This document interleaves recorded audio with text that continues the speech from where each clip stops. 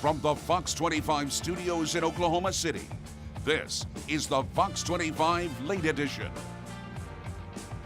Severe weather cutting a path across the southeast. Fox 25's Caroline Vandergriff has more for us from the live desk. Caroline.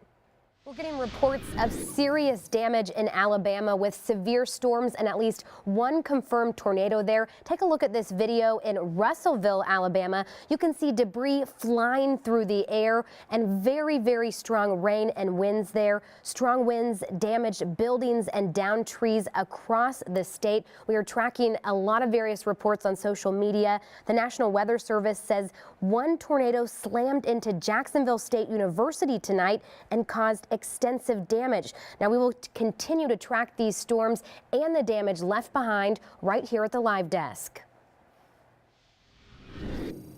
And tomorrow is the first day of spring 2018, which is the unofficial start, I guess you can say, of spring severe weather season. And today is the last day of winter. Man, was it windy. We had wind gusts ranging anywhere from 47 miles an hour in Alva to 53 in Cheyenne. The highest wind gust we had today in Oklahoma City was about 47 miles an hour, so cranking. And the good news is that the winds do slow down tomorrow from the northwest at about 10 to 20, and they keep on dropping off as we go into tomorrow evening. Right now, still a little bit breezy as we look live across Oklahoma City. This is the Air Comfort Solutions WeatherBug Network. Overnight, 35 degrees on the last night of winter, almost freezing in spots. Breezy and very cold. Now we do have high fire danger for most of this week, and highs will be in the 80s for about 2 or 3 days. Hot stuff and weekend thunderstorms may pop up too. Your Storm Watch 7-day in just a few minutes. Happening around the metro, now is the time to get prepared for severe weather. We've got your back. We talked with Oklahoma City's emergency manager. He says you need to have a kit with food and water, have a plan, and have ways to stay informed. We always recommend that people have more than one way to get their warning. You can use sirens, TV, weather apps, or a weather radio. That's a good option because it's battery operated and will still work even if cell service goes down. For shelter at home or work, you should know your safe place. If you don't have a safe room or a tornado shelter, go to the most interior room on the lowest level of the building.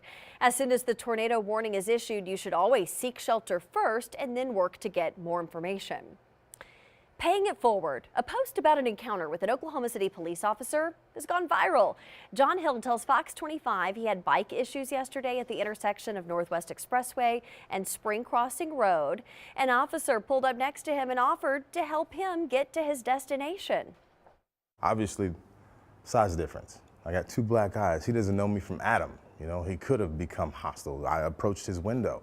You know, it could have went really bad, but it didn't. The post has been shared hundreds of times. It has been liked more than 2,100 times.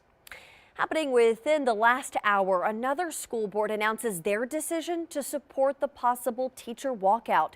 John Rex Charter Elementary School's board voted unanimously tonight to pass a resolution in support of its teachers. Lawmakers have until April 2nd to come up with a plan to pay teachers, or else teachers will be walking out.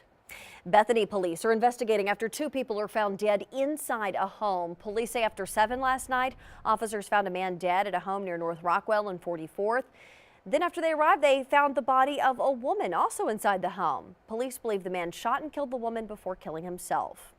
We now know the names of the victims from another double homicide. 23-year-old Cody Early Jr. and 39-year-old Sean Ruddle were found dead inside a car. That car crashed into a mailbox near Pennyworth Lane and Hutchinson Place. Police believe they were killed before the car crashed. No arrests have been made. Oklahoma City police are looking for a man in connection to a deadly hit and run. This happened around 1:30 Saturday morning near South Meridian and Southwest 19th. Police say 31-year-old Horatio Hernandez was intentionally hit by a car following a fight. Anyone with information should call police. An Oklahoma City man is behind bars after he tried to use an Uber for underage sex. 21-year-old Taylor Kilgore was arrested last Friday after allegedly contacting an undercover deputy who was posing as a 14-year-old girl. Kilgore sent an Uber to pick up the girl and then was arrested. Kilgore was booked into the Canadian County Jail on a complaint of facilitating sexual conduct with a minor by use of technology. Happening around the country, local and federal agents are still on the scene more than 24 hours after a fourth bomb rocked Austin, Texas. Ashley King from our sister station has been out there all day gathering new information. She joins us with what she's learning right now.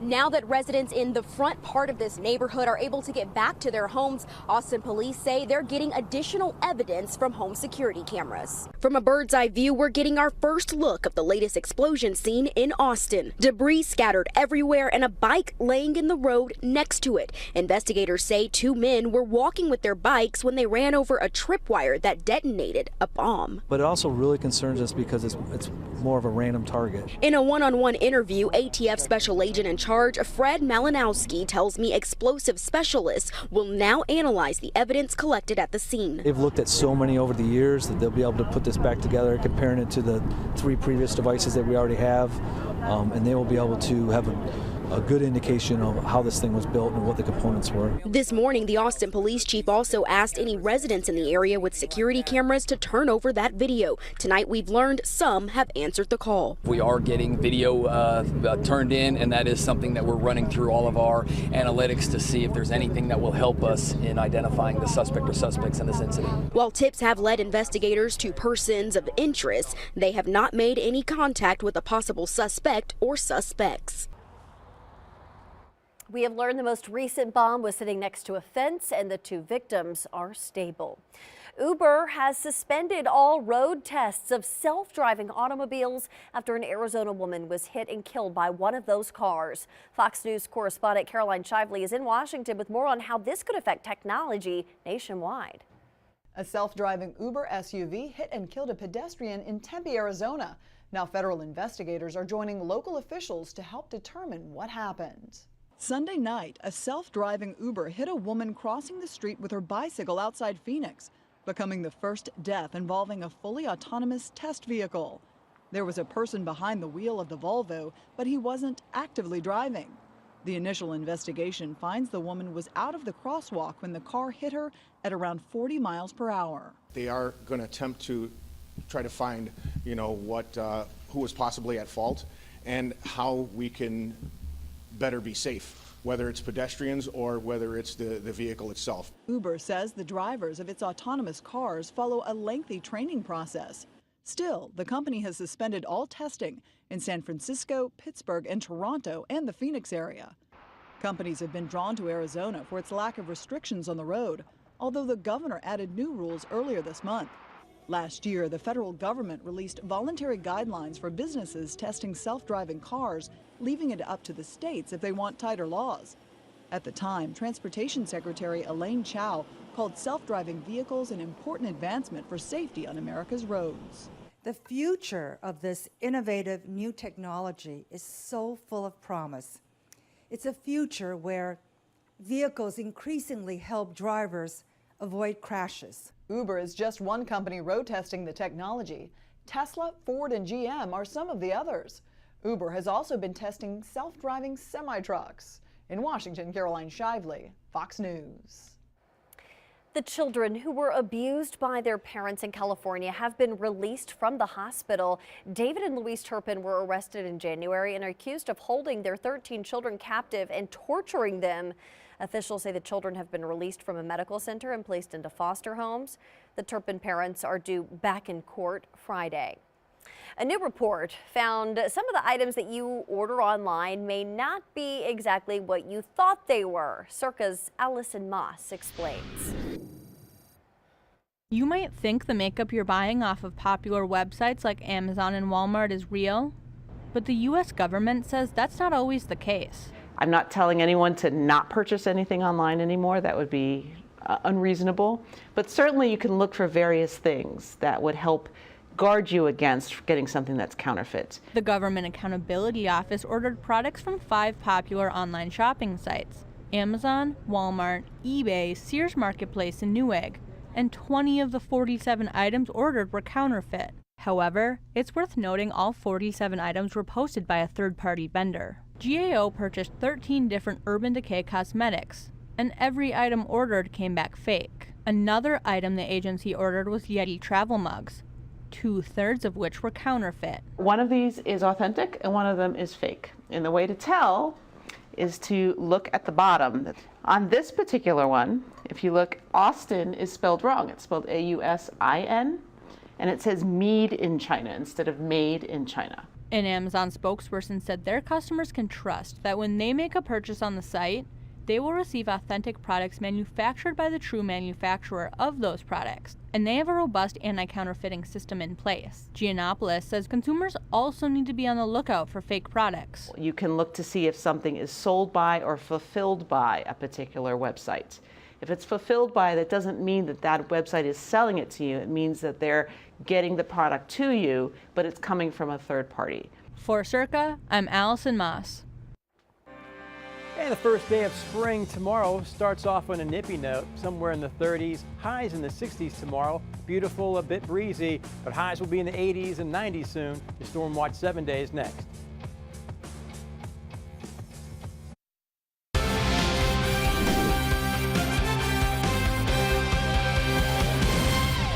Hello everybody, basketball topping the sports agenda tonight.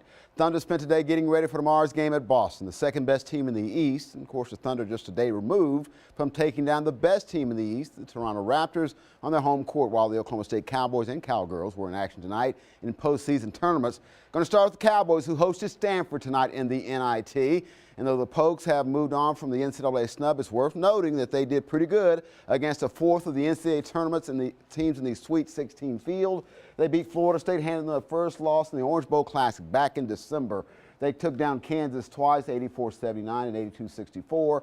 They beat West Virginia and Morgantown, and of course they beat Texas Tech and Stillwater by 8, 79-71. Let's check tonight's game involving Mike Borton's Cowboys, who put the disappointment behind them by playing well, especially the seniors on the team like Jeffrey Carroll. He was dialed in tonight from three-point range against the Cardinal. The same for fellow fifth-year senior Mitchell Solomon. Picks up the trash left on the floor and finds his proper home for 2 of his 10 points. He also had 6 rebounds. The bread and butter basketball is the give and the go, which Carroll knows well. Give credit to Cameron McGriff for the nice pass. Of course, it was a tight three-point game when Carroll went baseline and was fouled hard. A little too hard, according to the referees, who said it was a flagrant foul. And they got OSU going down the stretch. Carroll hit his 5th three-pointer of the game, which is part of a 9-zip Cowboy run. Then it was Kendall Smith, another senior, spotting from the corner, hitting a clinching three-pointer with 32 seconds left in the ball game. To the board, Cowboys got it, 71-65. Carroll with 26 leading the way in the win. Kendall Smith added 19. That flagrant foul late, the key play in a tight ball game.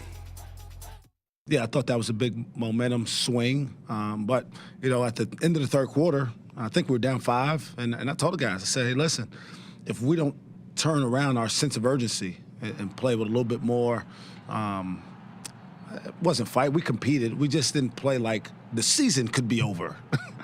I mean, we had 10 minutes to figure out whether we wanted to stay together again as a group, and those guys certainly responded to that. I think it's when we're both playing at a really high level, I think it's a matchup problem for the other team. And when we're going on the offensive end, you know, it just lights a fire under both of us to be even more locked in on the defensive end. And I think this team has really prided itself on the defensive end. OSU will play Wednesday against the winner of tonight's USC Western Kentucky game. Those two don't tip off till 10:30. A USC wins means OSU would play in Los Angeles. Western Kentucky winning would mean the Cowboys would host for a trip to New York City. All right, Thunder are in Boston. They'll play the Celtics tomorrow night in the heels of a very impressive win at Toronto Sunday afternoon. It was just the second time in the last 45 games the Raptors have lost a game they led after 3 quarters. Big-time performances by Russell Westbrook, his 5th straight triple-double. Steven Adams, 25 points, just 2 off his career high of 27, he set against Minnesota back in December. But the biggest thing they did as a team is respond to the challenges that a good team presented them in their own house. You're playing against an elite high-level team, you got to be on it on both ends because it's not going to go picture perfect all the time. There's a reason that they're a good team. You just can't do one thing and expect to win the game. There's a lot of things you got to do, and one of the toughest things I think in these situations that you have is you have to have some poise and you have to have some resiliency, and you got to really you got to love the competitiveness of a game like that because 1 minute it's going well, then it's not going well, then it is going well, but it's short-lived, and you got to be able to move to the next play and stay engaged in what's going on in that moment instead of being caught up in what's going to happen or what may have just happened. Tomorrow night, Thunder will play at Boston. Oklahoma City's won the last 3 times they played in Boston. Miami in town on Friday. Big game Sunday with Portland in town. The 4th-place Thunder, 3 games back in the loss column to the 3rd-place Blazers. And a week from Thursday, they got a game at San Antonio. All right, the OSU Cowgirls in Starkville, Mississippi, facing Mississippi State in NCAA play. Cowgirls down early in this one, but freshman Braxton Miller doing her part to get the Cowgirls back in it. She had 12 points. Mississippi State running it right back at them. Victoria Vivens with 2 of her 23, while the Cowgirls got 18 from Kaylee Jensen, but not enough. Mississippi State got the win 71-56 in OSU season at 21-11. There's your sports. Let's check on weather.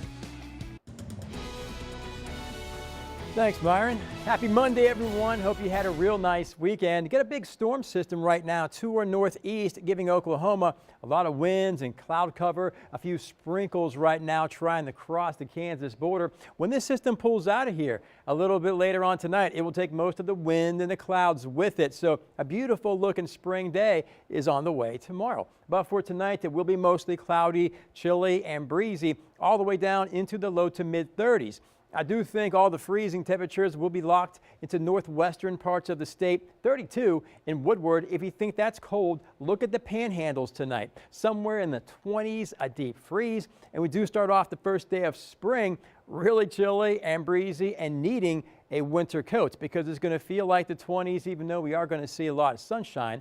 40s most of tomorrow morning, and then we hit that 52 at noon, sunny but cool, and then tomorrow afternoon, upper 50s to right about 60, so we'll call that uncomfortably cool. Fire danger will be elevated, even though the winds will not be going that strong, just enough out in western Oklahoma because it's so bone dry, extreme exceptional drought going on right now. So near critical fire danger, it will be high here in central Oklahoma. And for the rest of the week, the fire danger does keep on going up, especially on Thursday and Friday. That's when it's going to be really warm and windy. And the fire danger here in central Oklahoma never really does get above high. This is for south and western parts of the state, by the way. Again, that's where it's going to be the driest and the windiest throughout the week and this weekend. 68 near 70 on Wednesday, not bad, but even feeling better on Thursday with that 75. If that's not warm enough for you, how about an 82 on Friday? More 80s show up this weekend on Saturday afternoon, and it's possible Friday, and as we head into the weekend, parts of west and southwest Oklahoma will get close to 90. Winds really picking up this weekend. Cold front comes in on Sunday,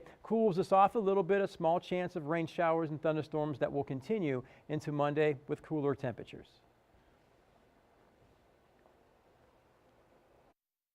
The Senate midterm elections are going to be full of fireworks. Right now, Republicans in the Senate have just a 1-seat majority. In my opinion, here are the top 4 races to keep your eye on. In North Dakota, Democrat Senator Heidi Heitkamp is facing serious headwinds. 51% of those polled in North Dakota believe that the economy is better than a year ago, and only 15% of North Dakotans believe it is worse. That is bad news for Democrat candidates since Republicans are in charge in Washington, D.C.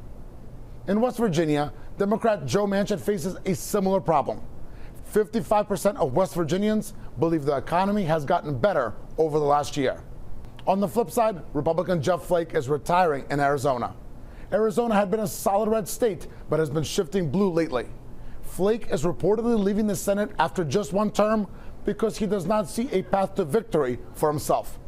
In Nevada, Republican Senator Dean Heller is running for re-election, but he has a lot of work to do. Heller won in 2012 by only 1 point. Nevada has been trending blue for a long time now. Republicans have a chance to flip seats in Missouri, Indiana, Montana, Florida, and a few others. Here's the bottom line. The Senate midterm map and numbers do favor Republicans. However, that does not mean that any candidate or party can take a win for granted. As we have seen, just because a state has been red, like Alabama, or trending blue, like Nevada, does not mean that that's the way it will always vote.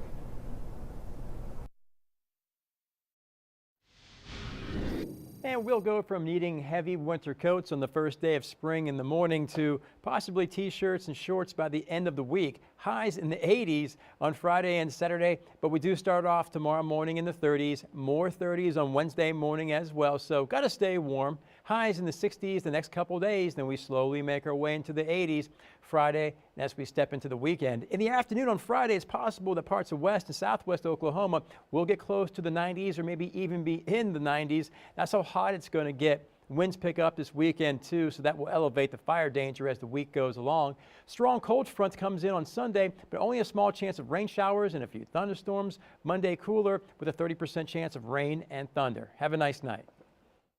And don't forget that we've got your latest news, traffic, and weather every morning. Start your day with Chris Stanford and Jasmine Anderson from 5 a.m. to 9 a.m. on Good Day OK.